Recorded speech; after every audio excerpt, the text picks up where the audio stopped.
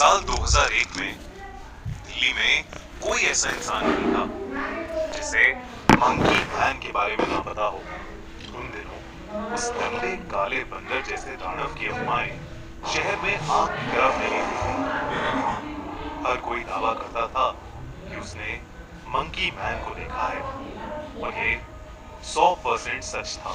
मैं ऐसा इसलिए कह सकता हूँ क्योंकि मैंने खुद अपनी आंखों से मंकी मैन को देखा था।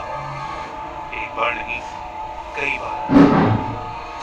गर्मी का मौसम था, स्कूल की छुट्टियां थी।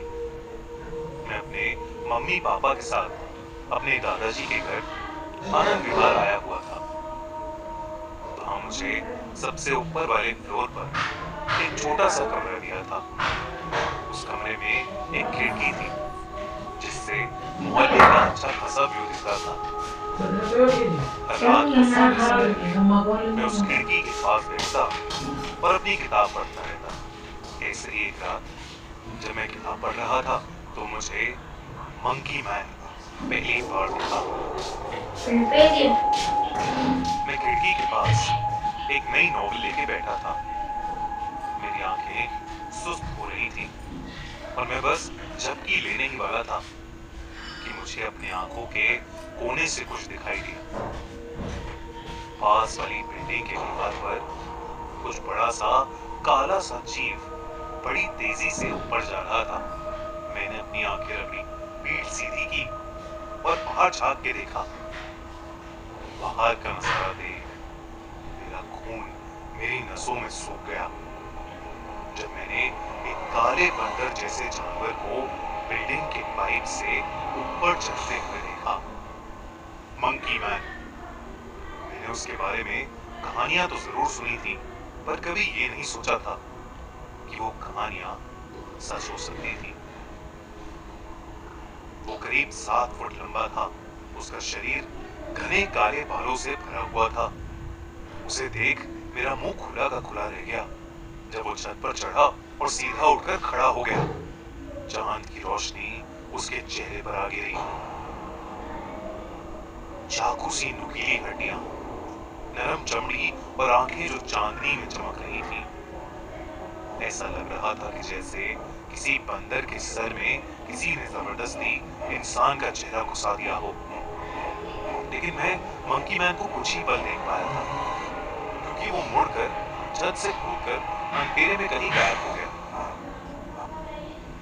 मैंने अपने परिवार को उसके बारे में बताने की कोशिश की, लेकिन किसी ने भी मेरी बात का विश्वास नहीं किया।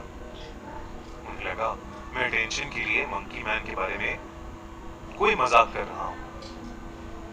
यहाँ तक कि पापा ने मुझे डांट लगा दी और कहा कि अब मेरी ये सब मजाक करने की उम्र नहीं रही है। लेकिन मैं झूठ नहीं बोल रहा था। मैंने सच में मंकी मैन को देखा था। उस दिन के बाद से मंकी मैन का जुनून मुझ पर सवार हो गया।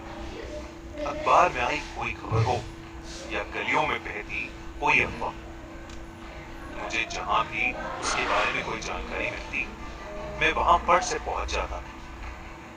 यहाँ तक कि अगर कहीं उसके दिखने की बात हुई होती तो मैं मौका मिलते ही वहां पहुंच जाता। मेरी इन कोशिशों की वजह से मुझे मंकी मैन कई बार दिखा, छत पर, ब्रिज के नीचे और एक बार एक अंडरग्राउंड पार्किंग में भी। मैंने जितना उसे देखा उतना ज्यादा मुझे ऐसा लगा कि शायद वो एक ऐसा जानवर है जो अपने घर से बहुत दूर आ गया है और अब हम इंसानों की दुनिया में कहीं खो गया है। लेकिन मेरा ऐसा फील करने से कोई फर्क नहीं पड़ता था। इंसानों के लिए तो वो सिर्फ राक्षस ही था। मुझे याद है जब मैंने उसे पहली बार किसी मासूम को चोट पहुंचाते देखा था। देर रात थी। मैं अपनी खिड़की के पास बाइनोकुलर्स लेके बैठा था। मैंने उसे एक बिल्डिंग की छत पर देखा। उसके पीछे पटाखे फट रहे थे और वो शोर से डर के वहां से भाग रहा था। एक छत से दूसरी छत कूद कूद के लोगों से भाग रहा था। भागते भागते उसके रास्ते में एक ऐसी छत आई जिस पर एक बुजुर्ग आदमी सैर कर रहा था। मैन कूद कर उस छत पर आया और उसे देखकर वो बुजुर्ग आदमी घबरा उठा। मंकी मैन उस पर गुर्राया और उस बुजुर्ग आदमी का संतुलन बिगड़ गया। वो छत से सीधा जमीन पर 6 फ्लोर नीचे आ गिरा। उसकी चीखें और उसकी जमीन पर गिरने की आवाज मुझे आज तक याद है। ये पहली बार था जब मैंने अपने सामने किसी को मरते हुए देखा था। सुबह उस बुजुर्ग आदमी की बिल्डिंग के पास खड़ी भीड़ और एम्बुलेंस को देखकर मेरी आंखों से आंसू निकल गए। मैंने अपने पेरेंट्स को उसके बारे में नहीं बताया, सिर्फ इसलिए नहीं कि मुझे पता था कि वो मेरी बात पर विश्वास नहीं करेंगे, पर इसलिए भी कि मैं वो देखकर बुरी तरह डर चुका था। उस दिन के बाद से मैंने मंकी मैन को ढूंढना एकदम बंद कर दिया। जितना हो सके उससे दूर रहने का सोचा, लेकिन इसके बावजूद कभी कभी रात में उसके चिल्लाने की आवाज मेरे कानों तक पहुंच ही जाती थी। उसके किस्से और ज्यादा खतरनाक होते चले गए। सुनने में आ रहा था कि उसकी वजह से और लोगों की भी मौतें हुई थी। अब मैं उसके नाम से काफी ज्यादा घबराने लगा था। एक शाम की बात थी, सूरज धुंध में डूब रहा था और मैं दोस्तों के साथ क्रिकेट खेल के अपने दादाजी के घर वापस आ रहा था। मेरे घर के पास की गली जिससे मैं गुजर रहा था, वहां कोई भी इंसान नहीं था, बिल्कुल सन्नाटा था। उस गली में अचानक मुझे एक बड़ी सी परछाई मेरे पीछे चलती नजर आई। मैं पीछे मुड़ा तो और कोई नहीं, वो मंकी मैन मेरे पीछे पीछे चल रहा था। ये देखकर मैं कांप उठा और वहीं जम सा गया। मैं घबराहट के मारे आगे चल ही नहीं पा रहा था और वो धीरे धीरे मेरे पास ही आ रहा था। अचानक वो मेरे ठीक सामने आया और उठकर खड़ा हो गया। वो मुझे घूर कर देख रहा था। उसकी आंखें लाल थीं।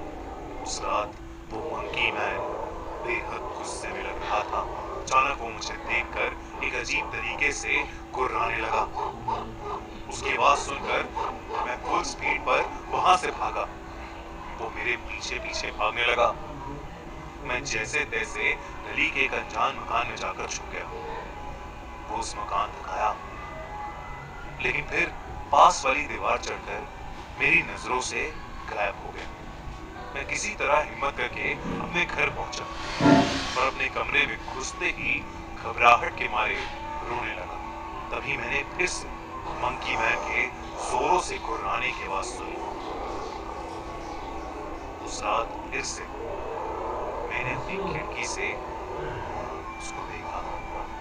मंकी मैन मेरे बराबर वाली बिल्डिंग की छत पर खड़ा एक आदमी को बेरहमी से नोच रहा था। वो आदमी भी डर के मारे जोरों से चिल्ला रहा था। उसने उस आदमी के चीथड़े चीथड़े कर दिए थे। मोहल्ले में शोर होने लगा। घरों की लाइटें ऑन होने लगी। लोग बाहर आने लगे ये देखने के लिए कि बाहर आखिर हो क्या रहा है। ये मंकी मैन नहीं मिला, क्योंकि वो पहले ही ऊपर छत पर चढ़ के अंधेरे में गायब हो चुका था।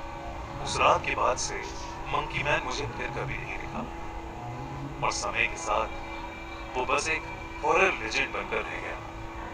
लेकिन मुझे कुछ सवालों का जवाब आज तक नहीं मिला। कौन था वो, कहां से आया था और फिर अचानक कहां गायब हो गया? दोस्तों, आपको क्या लगता है? कमेंट्स में जरूर लिखकर हमें बताइए।